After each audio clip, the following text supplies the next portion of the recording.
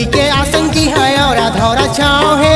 छाँव के तरी में जी हाँ गुरु जी के पाँव है। गुरु जी के आसन जी है और धौरा छाँव है। छाँव के तरी में जी हाँ गुरु जी के पाँव है। दोनों जने जाबो चला वो गिरतपुरी गाँव जी हाँ मेला लगे है। दोनों जने जाबो चला वो गिरतपुरी गाँव जी हाँ मेला लगे है। गुरु जी के आसन जी है और धौरा छाँव है। छाँव के तरी में जी हाँ गुरु जी के पाँव है। गुरु जी के आसन जी है और धौरा छाँव है। छाँव के तरी में जी हाँ गुरु जी के पाँव है। दोनों जने जाबो चला वो गिरतपुरी गाँव जी हाँ मेला लगे है। दोनों जने जाबो चला वो गिरतपुरी गाँव जी हाँ मेला लगे है।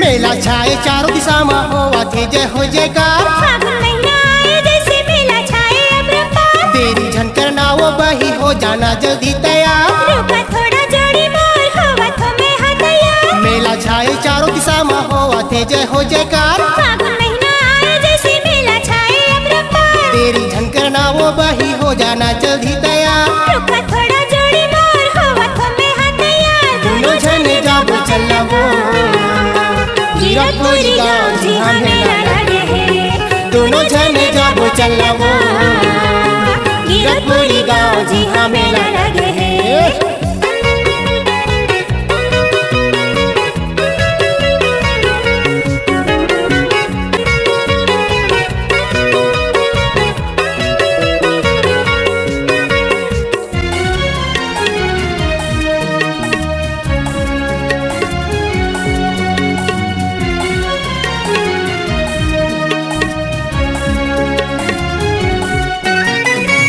जाबो गिरतपुरी दूसरा जटवा धाम वो गुरु के सिंहासन जाके शीश लाना हो। दर्शन पाके अपन मल्ला निर्मल हमन करबो वो। जगह जगह में जाके जोड़ी सत्य नाम लगाबो हो। पहली जाबो गिरतपुरी दूसरा जटवा धाम वो गुरु के सिंहासन जाके शीश लाना हो। दर्शन पाके अपन मल्ला निर्मल हमन करबो वो। जगह जगह में जाके जोड़ी सत्य नाम लगाबो हो। दोनों जने जाबो चला वो गिरतपुरी गाँव जी हाँ मेला लगे है।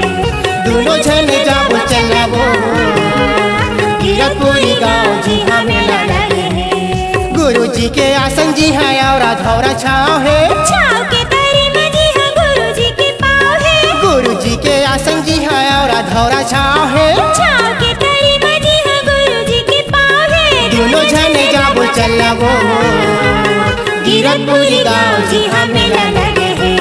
दोनों जने जाबो चला वो गिरतपुरी गाँव जी हाँ मेला लगे है। दोनों जने जाबो चला वो गिरतपुरी गाँव जी हाँ मेला लगे।